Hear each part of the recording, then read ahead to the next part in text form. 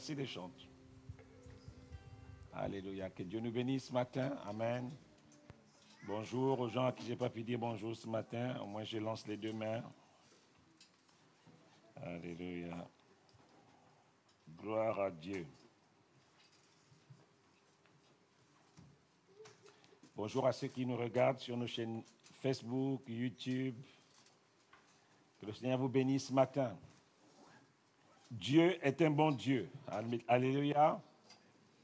Et lorsque nous nous assemblons, Paul reprend quelque chose où il dit que c'est pour devenir meilleur.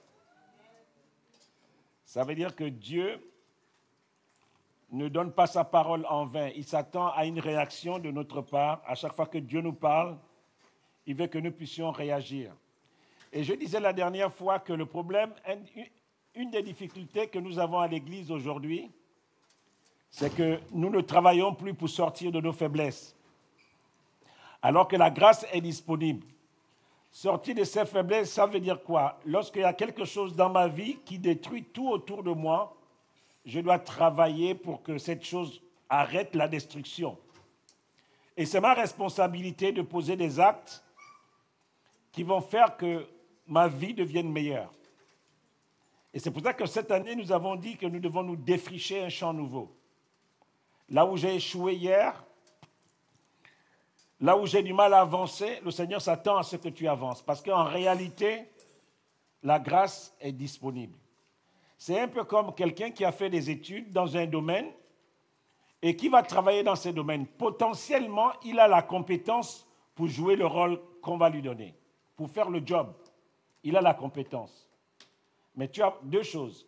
Soit tu ne te fais pas confiance en toi-même, soit tu ne fais pas confiance au diplôme qu'on t'a donné.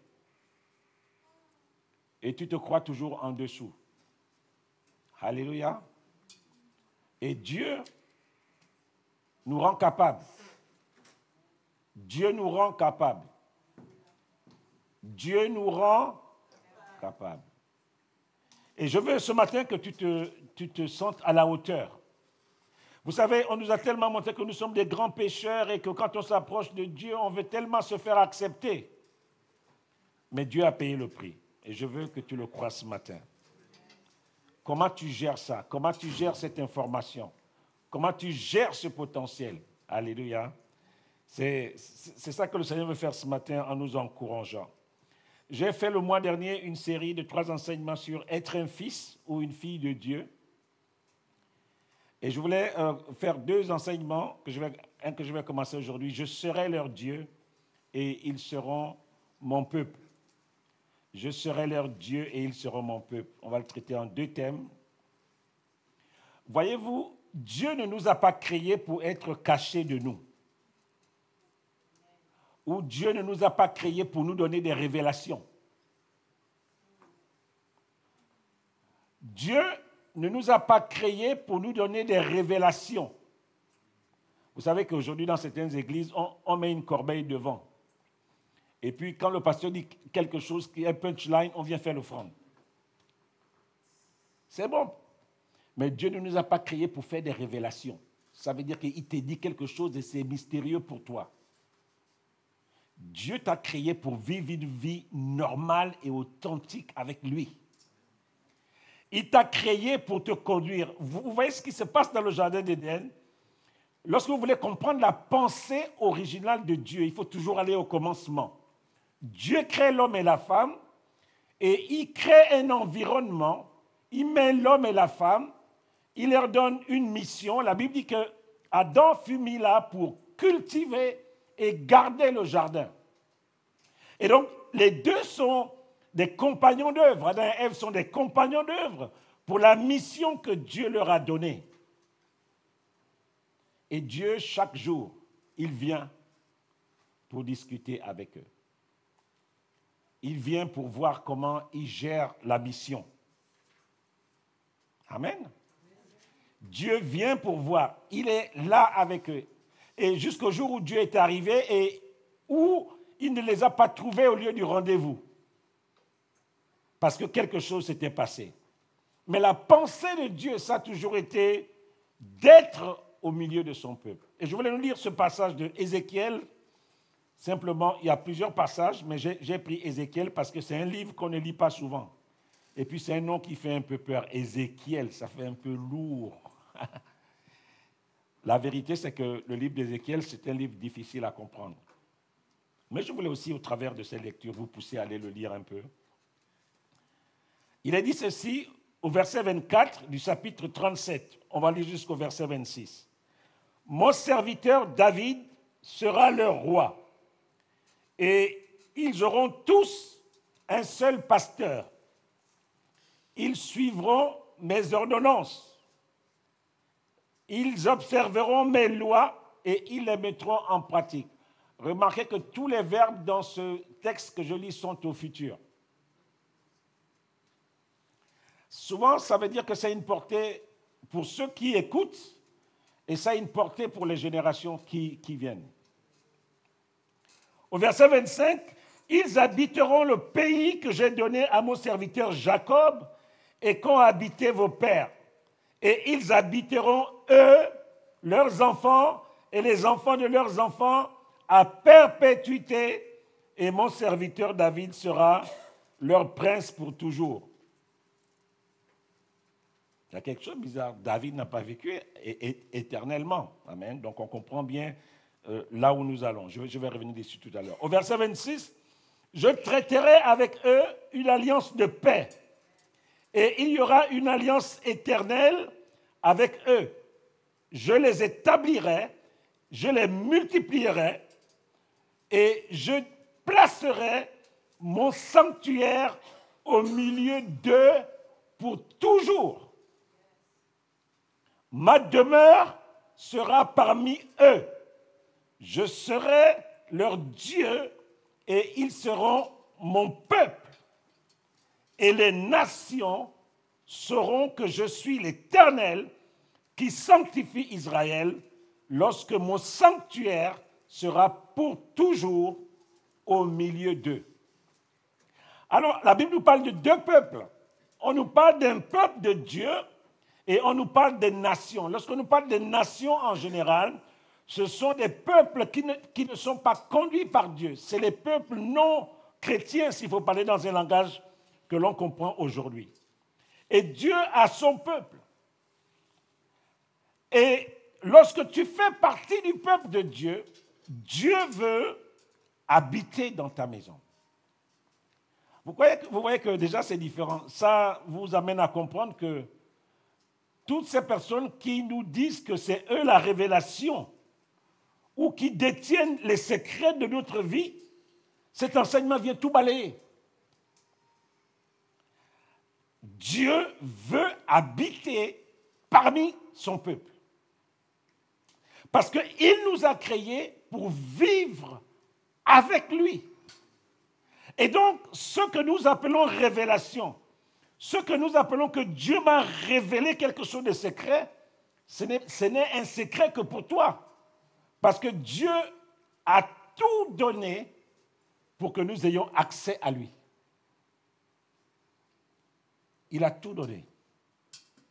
Mais la difficulté que nous avons aujourd'hui en tant qu'enfants de Dieu, c'est que nous voulons que les autres fassent le boulot pour nous. C'est pour cela que certaines personnes se sont spécialisées comme étant les personnes qui entendent Dieu pour vous dans les temps où nous sommes. Nous vivons dans un temps où Dieu parle à tout le monde. Un temps où Dieu peut te parler directement. Je ne remets pas en question la notion d'autorité. L'autorité est mise par Dieu pour conduire, pour nous diriger. Mais Dieu peut te parler dans le contexte qui est le tien.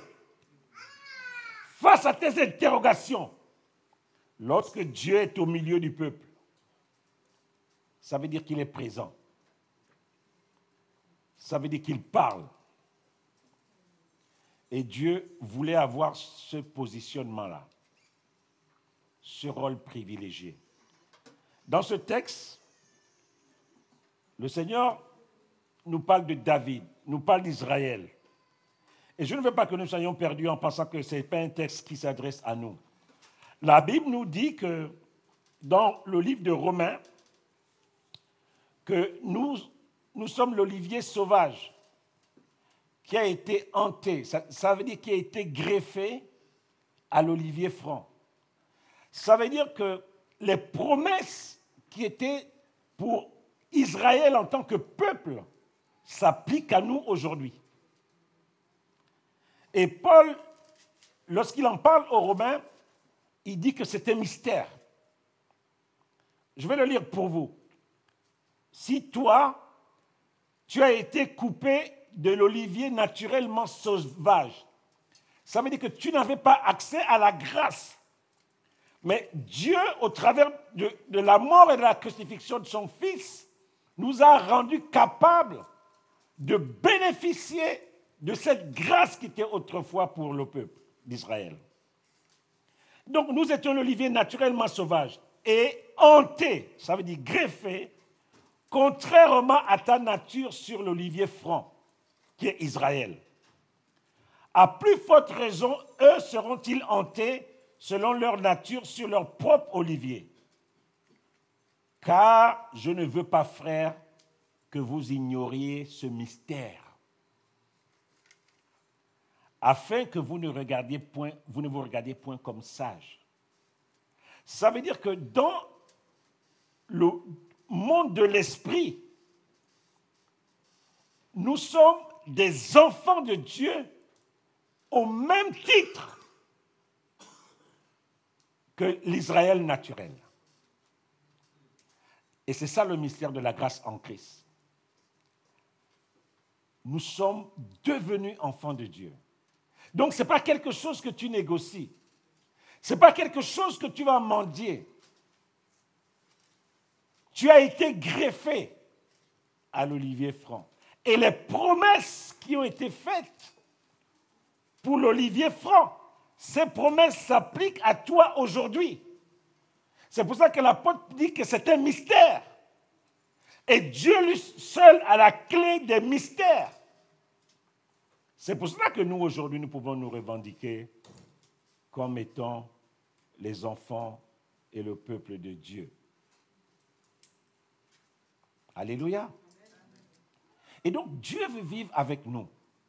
Dieu veut pouvoir être familier à nous. Aujourd'hui, voyez-vous, des fois, les gens sont simplement émerveillés par des petites choses qui ne touchent même pas Dieu. On va te dire, oui, bon, je vois dans la salle que quelqu'un va trouver le travail. Et puis tu dis, c'est moi. Tu cries, oh, les gens crient. Mais Dieu, ça n'émerveille pas Dieu. Parce que Dieu vit dans l'éternité. Qu'est-ce que ça veut dire? Dieu ne connaît pas le passé. Il ne connaît pas le futur. Dieu est le Dieu de je suis. Et il connaît toutes choses en même temps. Il connaît le passé, le présent et le futur en même temps. Donc, il n'est pas impressionné par nos soi-disant révélations. Et lorsque Dieu est au milieu du peuple, le fait que Dieu se place au milieu du peuple, c'est parce qu'il veut que tout le monde entende sa voix. Il veut que tout le monde ait accès à lui. Il veut que tout le monde ait accès à lui sans secret. Vous savez, les sociétés secrètes ont ceci de mystérieux, c'est que plus tu connais des secrets, plus tu avances. Mais avec le Seigneur, il veut vivre au milieu de son peuple, afin que personne ne soit le dépositaire des secrets de Dieu. Afin qu'il n'y ait personne qui soit celui qui a les clés. Si tu veux le mariage, lui, il connaît le secret du mariage, il te donne la clé. Et puis tu lui donnes l'offrande. Tu cherches le travail, il te donne la clé du travail et puis tu donnes l'offrande. Ce n'est pas la pensée de Dieu. Il veut vivre au milieu de nous. Tout le monde doit savoir qu'il est là et il n'y a personne qui ait toutes les clés et il les distribue aux meilleurs chrétiens de l'endroit. Malheureusement, les pasteurs se sont donné ce rôle maintenant d'être des dépositaires. Ça veut dire que si le pasteur ne te pique pas, le ciel est fermé pour toi. 0 égale 0.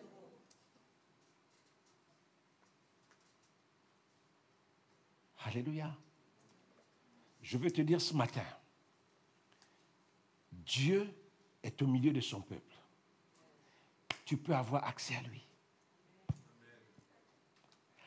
La qualité de ta vie doit te donner accès à Dieu. La pensée de Dieu, lorsqu'il nous a créés au départ, c'est celle-là. C'est celle qui est dans le jardin d'Éden. Tu es dans le jardin, tu as la mission et Dieu vient te parler pour que tu accomplisses ta mission victorieusement. Malheureusement, ce n'est plus ça aujourd'hui. Et je veux vraiment ouvrir votre esprit ce matin. Il n'y a personne qui détient les clés de votre réussite. Si ce n'est vous-même. La qualité de la relation que vous allez avoir avec Dieu, c'est celle-là qui va vous donner accès au mystère de Dieu, d'abord pour votre vie, pas pour les vies des autres. D'abord pour ta vie, la qualité de ta relation avec Dieu. Ça veut dire que plus ta relation avec Dieu va être clean, plus le réseau va être libéré. C'est le prophète Sostène qui aime bien dire ça, libérer le réseau. Plus la qualité de ton réseau va être libérée. Plus tu vas entendre distinctement la voix de Dieu. Et tu ne vas pas donner ce rôle-là à quelqu'un d'autre. Combien de chrétiens vont d'église en église avec des offrandes pour avoir une clé? Moi, j'ai lu toute ma Bible, je vois ça nulle part dans la Bible. Parce que nous sommes devenus des paresseux. Nous ne voulons plus payer le prix de la prière. Nous ne voulons pas payer le prix de la consécration. Vous savez, vous prenez deux personnes qui sortent de la même école. Ils ont le même diplôme. La différence va se faire dans la pratique. Le meilleur sera celui qui va passer le plus de temps dans la pratique du métier. Est-ce que vous pouvez dire amen à ça? Le meilleur, ce sera celui qui sera à l'heure, qui va pratiquer, qui va s'exercer, qui va chercher à comprendre comment Dieu fonctionne. Pourquoi il y a des clés qui ne marchent pas quand on vous les donne? Ça ne marche pas parce que chaque clé est unique en fait. Souvent, c'est l'expérience personnelle. Et nous allons lire les témoignages et nous allons vouloir appliquer la même chose. Mais le contexte n'est pas le même. Alléluia. Au verset 25,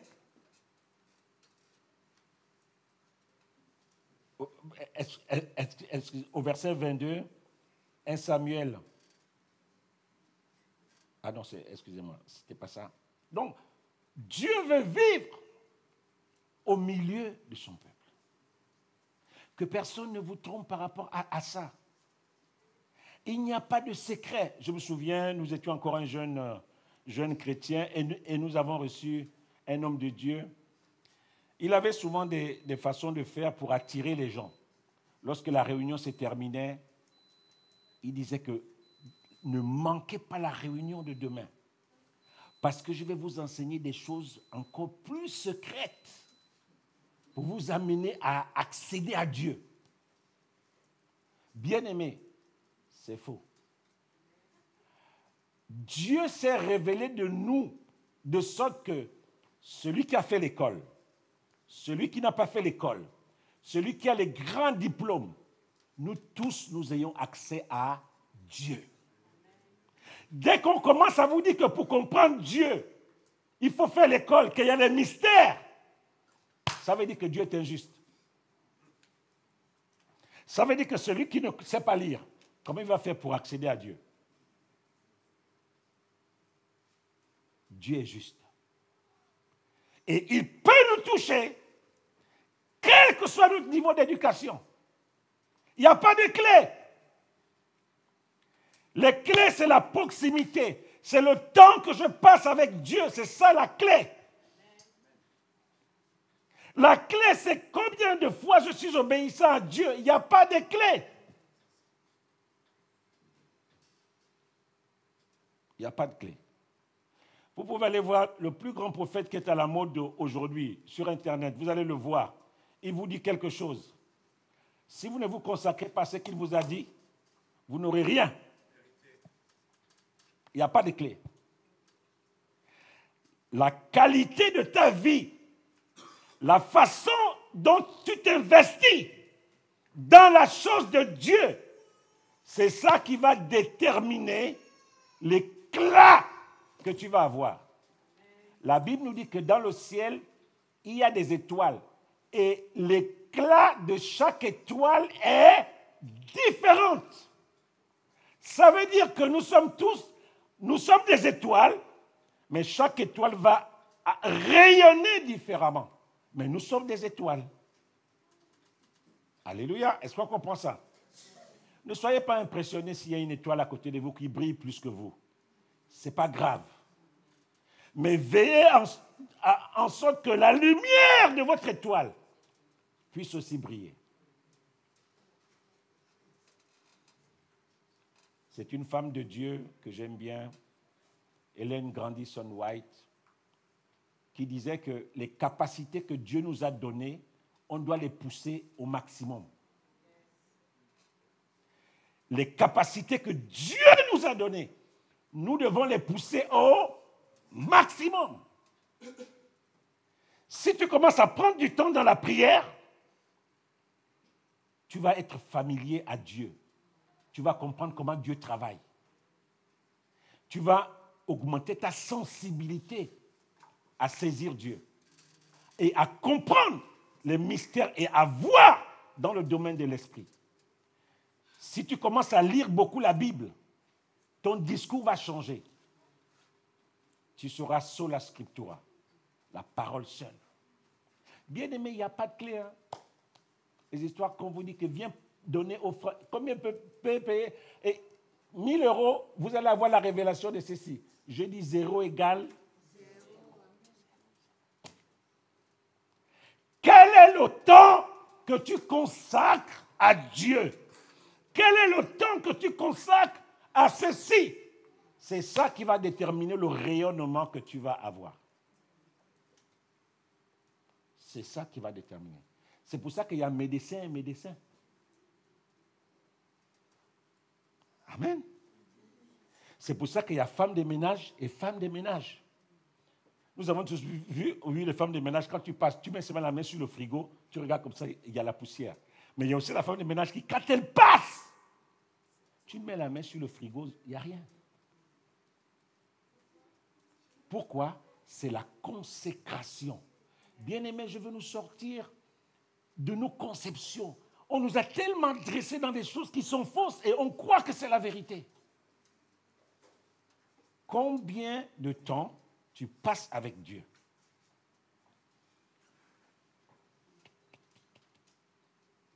Il veut être notre Dieu. Il veut être au milieu de nous.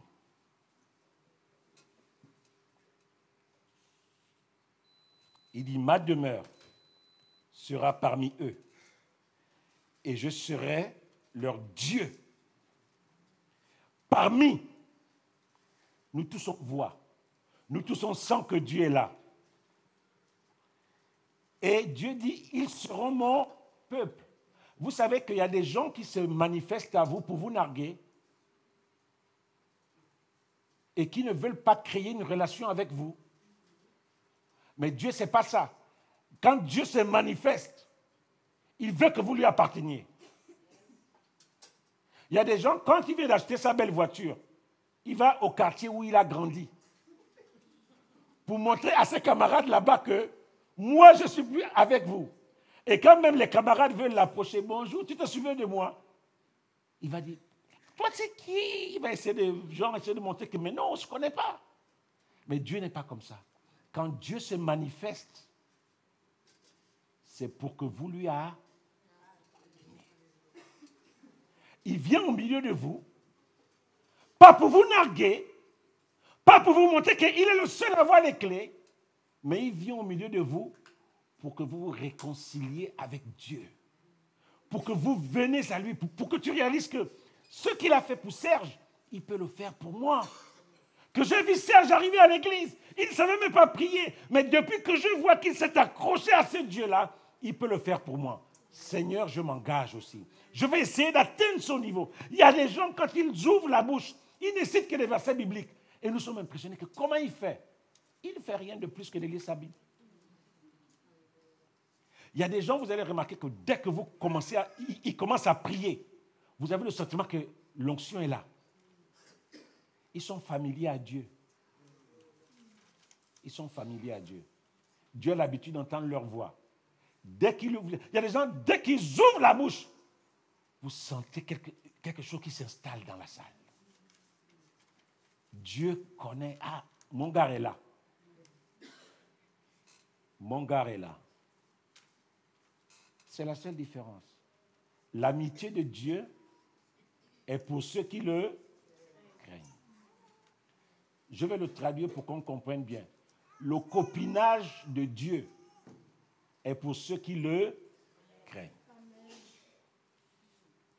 Amen. Amen. Ce thème est important. Dieu ne veut pas être caché de ses enfants. Parce qu'aujourd'hui, on a le sentiment que pour découvrir Dieu, il faut aller faire un petit jeûne de 40 jours de jeûne. Quand tu sors de là, tu tiens toutes les ficelles de Dieu. Ce n'est pas le plan parfait de Dieu. Le plan parfait de Dieu, c'est que Dieu est avec toi et tu dois saisir sa main. Et si tu commences à prendre du temps pour l'entendre, tu vas te rendre compte que les choses vont devenir différentes. Il y a des gens, pendant que tu ouvres ta bouche et que tu as envie d'insulter quelqu'un, le Saint-Esprit te dit que non, ne parle pas comme ça. Mais comme toi, on ne te parle pas comme ça, tu vas d'abord sortir, tu vas d'abord vider ton ventre. Alors que l'Esprit de Dieu te dit, non, non, non, non, non, non. Tu n'entends pas l'Esprit. Mais quand tu vas commencer à prendre du temps avec Dieu, à écouter sa voix, il y a des problèmes que tu vas éviter. Il y a des gens, à peine avoir insulté quelqu'un, ils commencent à regretter. Parce que le Saint-Esprit t'a dit qu'il n'insulte pas. Mais tu veux qu'un prophète vienne te dire n'insulte pas pour que tu obéisses? Non. Je veux ce matin nous amener à comprendre que Dieu veut habiter parmi son peuple. Dieu veut être là. Lorsque nous nous assemblons, nous sentons sa présence. Lorsque tu es chez toi, tu sens sa présence. Et quand il te parle, tu entends sa voix clairement. Ne soyons pas dispersés. Je ne suis pas en train de dire que tout ce que nous voyons n'est pas de Dieu. La Bible dit que dans les derniers temps, Dieu va déverser son esprit sur toute chair. Mais si nous n'avons pas la capacité à discerner la voix de Dieu, parce que nous-mêmes, nous savons être dans la présence de Dieu, nous serons en difficulté. Beaucoup de choses que nous voyons, c'est des dons authentiques. Mais comme nous ne savons pas discerner que là, c'est plus Dieu, là, c'est l'homme, on se fait bouffer. Amen. Mais Dieu veut que chacun de nous ayons accès directement à lui. Et si vous lisez toute l'histoire du peuple de Dieu, Dieu a toujours voulu se manifester à tout le monde. Il dit quoi? Ce sont vos péchés qui lui cachent quoi? Qui vous cachent sa face. Ce sont vos transgressions qui font que vous n'arrivez pas à avoir accès à Dieu. L'état du cœur. Et cette année, je veux que nous puissions rentrer un peu plus loin. Chacun de nous doit apprendre à avoir ce moment avec Dieu. Où il va dire, Seigneur, ça fait 5 ans, je traverse telle situation. Je ne peux pas rentrer avec ça en 2023. Vous savez que les jeûnes, tout ça, en fait, on ne doit pas proclamer des jeûnes. Que l'Église va jeûner pendant 21 jours. Le jeûne, tu dois sentir ça dans ta météo à toi. Tu sens que là, c'est pas bon, ça fait depuis un temps, Je viens de rater un accident. Je me suis chamaillé avec mon patron. Telle personne et moi, on était bien, mais je ne sais pas ce qui se passe. C'est des petits signaux pour te dire que retire-toi un peu. Prends un petit 3 jours, 4 jours, 5 jours, 8 jours, 10 jours même de jeûne. Tu n'as pas besoin qu'on vienne proclamer que, bon, l'Église rentre dans le jeûne. Non. Il y a des circonstances dans la vie qui doivent t'amener à te retirer. Qui doivent t'amener à dire que non, je ne peux plus continuer à manger. Il y a quelque chose qui ne tourne pas rond. Et tu vas te mettre à part. Moi, des fois, ça me fait rire. Je vois telle église, nous sommes en jeûne pour 40 jours, 21 jours. Après, les chrétiens sont obligés de faire semblant parce que si le pasteur ne me voit pas jeûner, bon, ça peut être que je ne suis pas un bon chrétien. Et ça va être que si le jeûne s'arrête à 18 heures, tu as déjà la nourriture dans le sac. 18h01 minute. Tes mâchoires sont déjà en train de mâcher quelque chose. Mon frère, ma soeur, tu n'étais pas en jeûne. Tu n'étais pas en jeûne. Vous avez déjà vu un footballeur, il finit le match, il enlève les habits du match et puis il met le costume et la cravate. Amen. Ce que j'essaie de dire ce matin, c'est que nous devons aller plus loin dans le contact direct avec Dieu. Et la grâce de Dieu est disponible pour nous tous qui sommes là. La grâce de Dieu est disponible. Il n'y a pas... Le christianisme n'est pas une société secrète. Je le répète encore. Le christianisme n'est pas une société secrète où il y a des gens qui ont des clés, des secrets, des ceci, des machins, les passe-droits pour avoir à Dieu. Le christianisme n'est pas une société secrète. C'est une société ouverte à tout le monde. La vie de Dieu est créée lorsque la volonté de Dieu est saisie par un homme ordinaire. La vie de Dieu est créée. Quand Dieu dit que je cherche un homme et que toi tu t'élèves, tu dis me voici, envoie-moi. Votre contact crée la vie. Parce que lorsque Dieu appelle et que tu obéis, il donne la provision. Est-ce que vous savez que beaucoup de gens aujourd'hui veulent faire des miracles pour avoir les vues sur Internet? Vous savez ça, non? C'est pour ça qu'il y a des gens, tout ce qu'ils font, ils publient. Nous étions à l'orphelinat au Cameroun, et j'ai dit à la responsable de l'orphelinat, nous n'allons pas mettre les images des enfants sur Internet. Nous n'allons pas. Imaginez-vous un enfant aujourd'hui qui est à l'orphelinat. Parce que vous avez fait un don à l'orphelinat, vous balancez les images sur Facebook, n'importe où, et l'enfant demain devient quelque chose, et que ses ennemis utilisent ces images-là pour nuire à cet enfant. Vous trouvez que c'est normal? Non. On n'a pas besoin de ça, de venir montrer des pauvres petits-enfants et tout. Et puis, alors on a accordé 2 sacs de riz, plaque, plaque, plaque, et à la seconde même, c'est sur Facebook. C'est quoi ça? C'est quoi ça? Lorsque la volonté de Dieu est captée par le désir d'un homme d'accomplir la volonté de Dieu, la ressource et la vie de Dieu est libérée. Amen. Lorsque la volonté de Dieu est captée par le désir d'un homme à amener la volonté de Dieu à son accomplissement, Dieu libère la ressource et la provision. C'est ça qui crée la vie de Dieu. Ça veut dire quoi, en d'autres termes?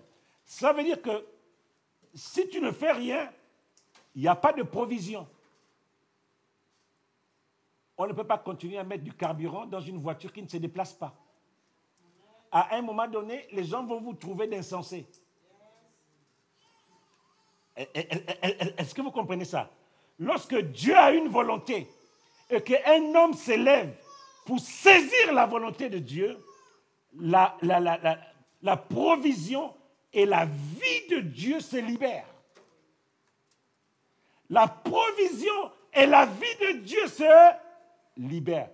C'est pour cela qu'un corps qui ne travaille pas finit par s'atrophier. Ça veut dire qu'il ne se développe pas. Et dans nos églises, souvent, on a des monstres. Parce qu'ils ne font rien. Ils ne cherchent pas à capter une volonté de Dieu. Tu vois un enfant de 30 ans, il ressemble à un enfant de 5 ans. Parce qu'en fait, il ne capte pas. Alléluia. Et les gens qui changent leur temps, c'est les gens qui voient un besoin divin, qui le saisissent. Et dès l'instant où ils le saisissent, Dieu leur donne la force et les capacités pour accomplir la volonté de Dieu. Vous savez que dans le monde normal, il y a des grands et des petits. Vous savez que dans le monde normal, il y a des serviteurs et il y a des patrons. Bien-aimés, ne rêvez pas. Sachez quelle est votre place et agissez. Tout le monde ne sera jamais milliardaire. Au sens où vous l'entendez.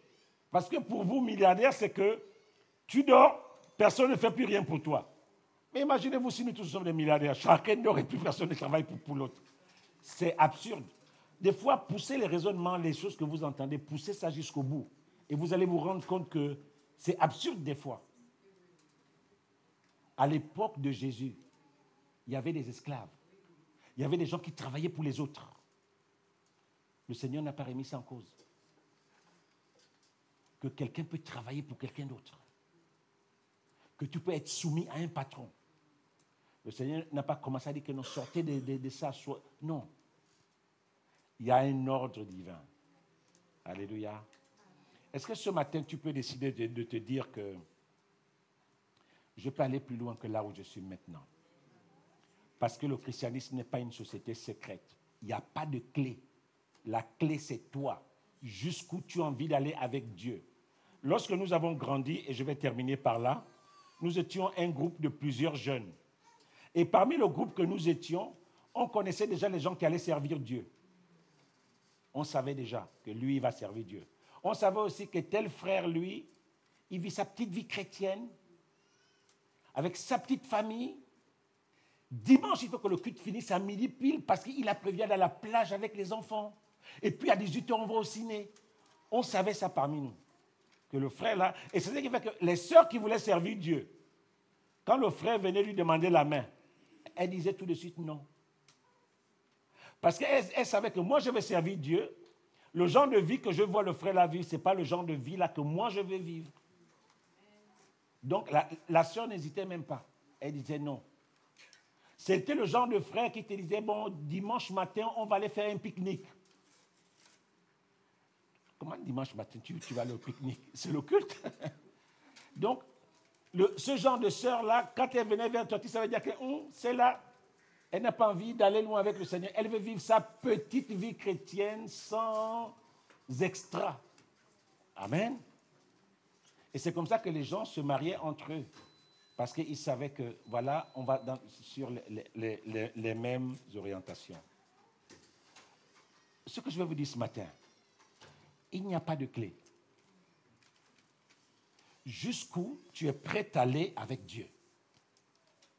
Il n'y a pas quelqu'un qui détient toutes les clés et puis qui va te dire que si tu fais A plus B, ça va déclencher. Ça n'existe pas. Ce matin, ce que je veux te dire, c'est ta capacité à saisir la volonté de Dieu qui va te donner la provision. Et que Dieu équipe les gens qui sont prêts à rouler pour lui. Vous savez que il y a des gens même dans leur travail, je vais vous dire ça, votre promotion est bloquée. Parce que Dieu sait que s'il vous donne des moyens, vous n'allez pas être riche pour les mêmes raisons que lui. Je répète encore ça.